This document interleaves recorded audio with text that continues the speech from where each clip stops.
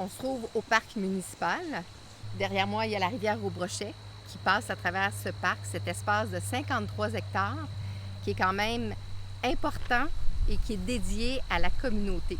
Mon nom est Pierre Jobin, je suis citoyen de Fredericksburg. D'abord et avant tout, je suis producteur agricole, producteur forestier. En fait, j'ai grandi à Fredericksburg, ma famille est originaire d'ici. Donc, et puis, je me suis impliqué dans le groupe qui s'appelle, un groupe citoyen qui s'appelle Vitalité Fredericksburg, et au sein duquel divers intérêts ont mené à la formation de divers comités, dont un sur agriculture foresterie. Et ça l'a amené à la naissance de ce qui a été appelé, je pense que c'était en 2017, le réseau foresterie Fredericksburg et région. La municipalité a acquis ce territoire en 1966.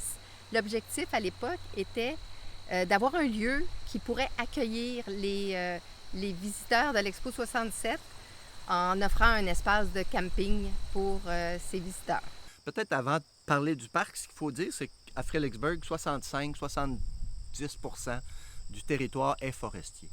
Donc, c'est une ressource qui est présente, en abondance et qui est d'une belle qualité.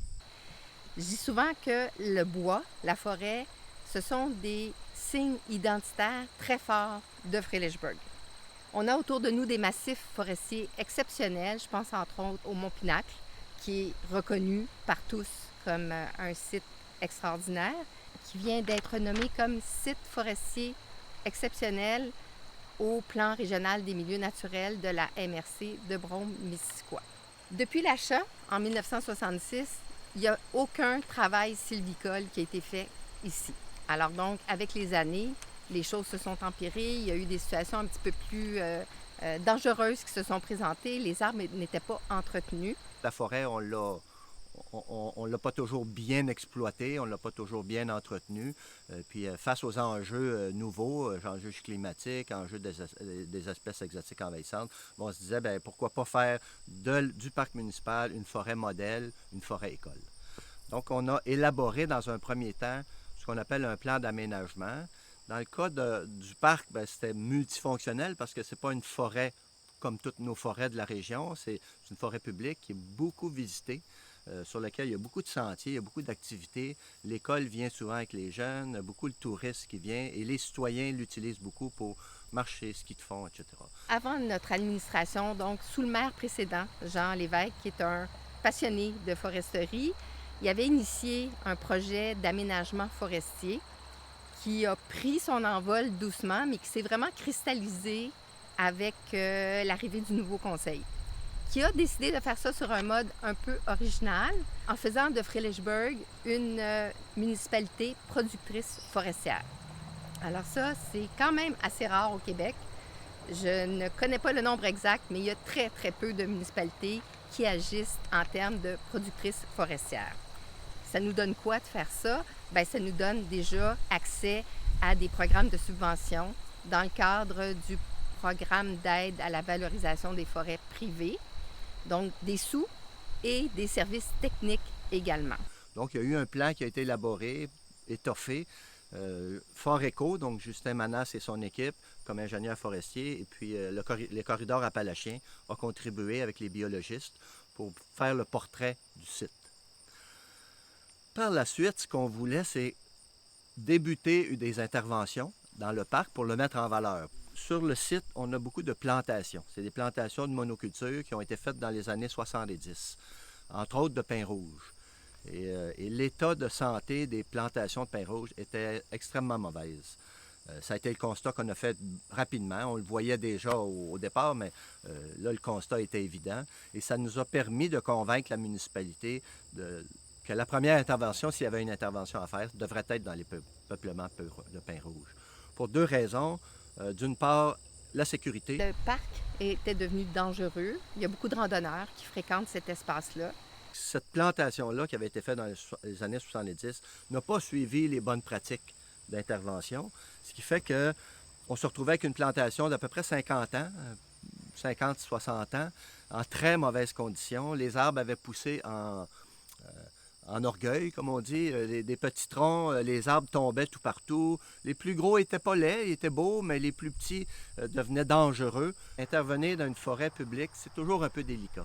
parce qu'il y a des sensibilités, puis c'est normal. Les communautés n'ont pas tous les mêmes points de vue, les mêmes points d'observation quant à la façon de gérer les ressources. Donc, il fallait comme un effort de sensibilisation du pourquoi l'intervention, pourquoi faire une intervention de coupe forestière, puis parfois assez importante, assez massive en fait, parce que les arbres étaient pratiquement tous malades et ça faisait plusieurs années que ça traînait là. La fiche que j'ai derrière moi illustre bien les étapes de projet d'aménagement du parc. On avait eu d'abord la coupe d'assainissement, plantation, par la suite l'entretien et le grand profit de la communauté de nouveaux parcs. Il faut dire aussi quand même que la municipalité, entre-temps, est devenue un producteur forestier reconnu et que la coupe d'assainissement, elle était réalisée déjà dans le cadre de production de bois, non seulement d'assainissement de parc, mais vraiment de production de matière pour que les services de travaux publics de la voirie ou autres puissent bénéficier des résultats de la coupe. Donc il y avait peut-être 95% de bois qui était donné au bûcheron en fait pour rentabiliser, pour que la coupe soit rentable pour lui et qui a couvert du coup les dépenses de la municipalité. Et on a gardé une petite section pour la transformer en 2x4, tout simple en fait, en partenariat avec Foresterie de Fredericksburg pour créer une sorte de circuit qu'on prévoit de réutiliser ensuite. Et la suite, dès le départ qu'on avait prévu, c'était de replanter au sein de la plantation. Donc, plutôt que de couper à blanc, ce qui aurait pu être une alternative. Puis là, on a rencontré beaucoup de chercheurs, des chercheurs de l'UQO, de l'Université du Québec en Outaouais, de l'UQAM, des gens de l'ISFOR, l'Institut des forêts du sud du Québec, tempéré, là, je ne me souviens plus exactement du nom. Ils sont venus visiter le site, on a discuté beaucoup avec eux et finalement, on a retenu un scénario qui était d'aller, selon les endroits, couper à blanc, parce que tout était mort, donc là où la maladie du rond avait pris de l'expansion. Certains endroits, cueillir les plus beaux arbres, mais laisser ceux qui avaient encore un potentiel de continuer leur croissance, et ainsi de suite. Vous pouvez le constater, c'était vraiment un projet communautaire qui inclut plusieurs organismes de Fredericksburg qui collaborent ensemble en vue de régénérer la forêt, réutiliser la matière, et impliquer le plus possible la communauté dans ce grand projet écologique. Le bois, ça a une valeur économique. Puis le bois, il sert constamment, que ce soit aux individus ou aux collectivités, pour réparer, pour construire un cabanon, pour toutes sortes de raisons. Le bois est utilisé dans les aménagements municipaux et les constructions municipales. Donc, notre optique, c'était... Puis en parallèle, il y avait aussi la coopérative Bois d'Exception qui se développait et qui avait pour objectif de développer un marché de proximité, donc de faire en sorte que le producteur forestier commercialise son bois, non plus sur des grands marchés, puis que les camions se promènent, puis que le bois, il descend aux États-Unis, puis il remonte une fois scié, ou etc., mais de concentrer nos efforts en tant que producteur forestier chez nous, associés avec nos artisans, nos utilisateurs de bois. Donc, la coopérative Bois d'Exception était depuis 2-3 ans dans cette réflexion-là et avait développé cette idée de moulin portatif. Donc, de petits moulins, on avait développé une expertise pour bien scier le bois. Et tranquillement, la municipalité a décidé de dire, OK, une partie du bois qu'on va récolter sur notre territoire, notre forêt publique, on aimerait pouvoir en garder pour nos fins, pour nos utilisations ici dans la municipalité. Donc, on voyait aussi dans notre décision d'aménager une logique de circuit court. On se disait, on récolte à Fredericksburg, on sèche à Fredericksburg, puis on utilise à Fredericksburg. Donc, en matière de circuit court, là, c'est difficile de faire plus court que ça. Donc, ça a été, je pense, gagnant et très motivant par la suite de dire, OK, le bois qui sert dans la municipalité, c'est le bois qu'on a bien jardiné chez nous et qui éventuellement peut-être pourrait amener une nouvelle façon de faire en termes d'approvisionnement de bois pour une municipalité comme la nôtre. Si le pin rouge a existé en monoculture pendant des décennies, dorénavant, nous, ce qu'on souhaitait, c'est de transformer cette plantation qui était de pin rouge monoculture en quelque chose le plus diversifié possible. Donc, les deux phases de plantation, celle de 20-22-23 et celle de 23-24, donc celle de cette année, ont eu pour objectif d'essayer d'augmenter la diversité dans les plantations. La première diversité, elle était de la régénération naturelle. Il y avait sous les pins rouges passablement d'essences intéressantes, du cerisier tardif, l'érable rouge, un peu d'érable à sucre, du frêne évidemment, qui n'a peut-être pas beaucoup d'avenir, mais peu importe. Donc il y avait une certaine diversité. Donc en fonction de la présence de la régénération, bien, on a ajouté des essences. La première année, on a planté 1000 arbres, principalement qui se partageaient 800 résineux, donc pin blanc, mélèze, presque essentiellement, peut-être un peu d'épinette, et quelques feuillus, donc du chêne, des érables, principalement chêne et érable, je dirais. Bouleau jaune. Ça, c'était notre première année. La deuxième année, étant donné qu'on voulait aller vers une diversification, bien là, on s'est donné le défi, puis on a eu plus de temps pour le planifier, ce qui n'avait pas été le cas la première saison. On est allé vers un défi d'augmenter la diversité. Donc, on a, dans la deuxième saison, ce printemps, au mois de mai, on a planté encore 1000 arbres, mais cette fois-ci, au contraire de la première année, on a renversé 800 feuillus pour 200 résineux, ce qui a été planté.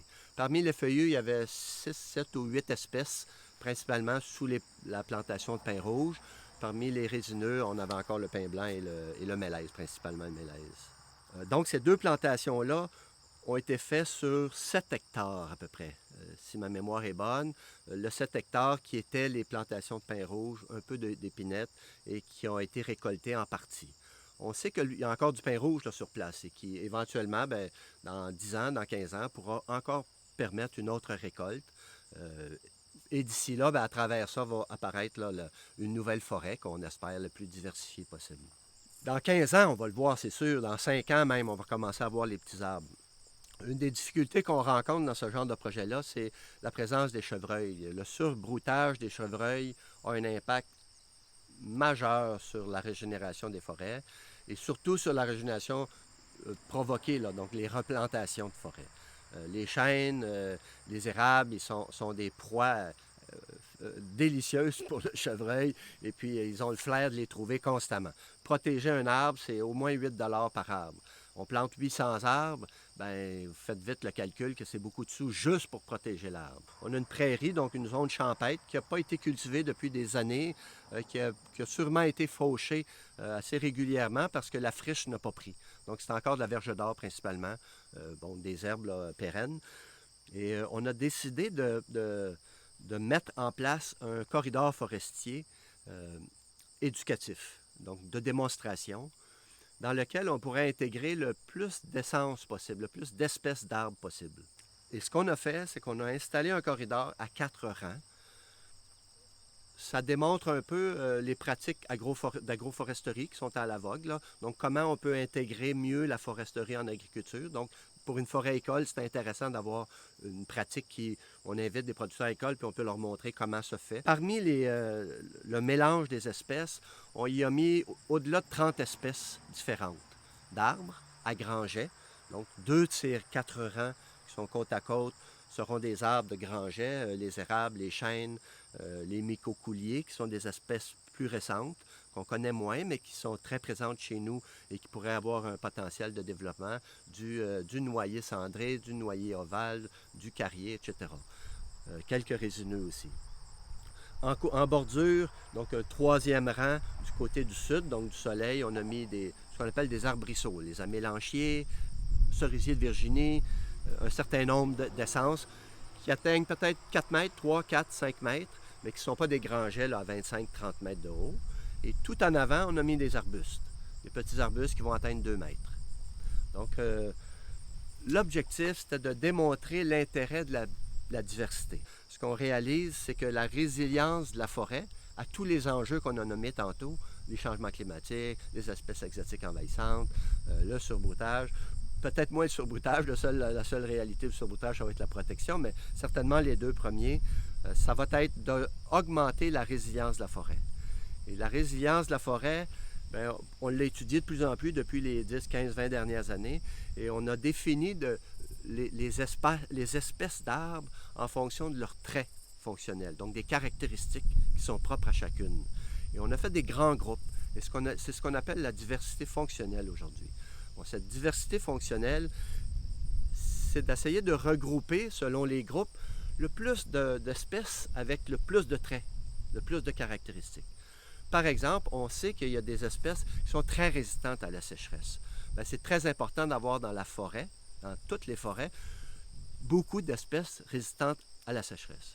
Il y en a d'autres qui se propagent très loin. Donc, les semences, je pense aux peupliers, par exemple. On le voit là, au printemps, là, ça flotte dans l'air. Là. Ça se propage sur des longues distances, alors que d'autres essences, le chêne, pouf, il tombe au sol, c'est tout. Il va se propager par l'écureuil, par un mammifère peut-être, mais c'est principalement localement qui est. Donc, ce sont des traits bien différents. Il y a des espèces qui s'enracinent très profondément, donc capables de supporter des vents violents. On en a de plus en plus. Alors que d'autres, beaucoup moins. Donc, mélanger l'espèce qui est très bien ancrée avec une espèce qui est plus superficielle protège celle qui a une faiblesse grâce à la force de l'autre. Et c'est ça qu'on appelle la diversité fonctionnelle, donc de rendre une forêt plus résiliente en amenant le plus de diversité, mais surtout de la diversité avec tous ces traits fonctionnels-là. Il faut faire preuve de vision face aux enjeux climatiques, avec leur lot d'envahisseurs, que ce soit sous forme d'insectes, de plantes, qui viennent menacer l'intégrité de nos forêts, qui viennent menacer notre biodiversité également. Il faut donc travailler à choisir les bonnes essences d'arbres. Il faut recourir aux meilleures pratiques. Il faut expérimenter. Et surtout, il faut garder en tête que ces magnifiques espaces qui nous entourent doivent pouvoir profiter aux générations futures.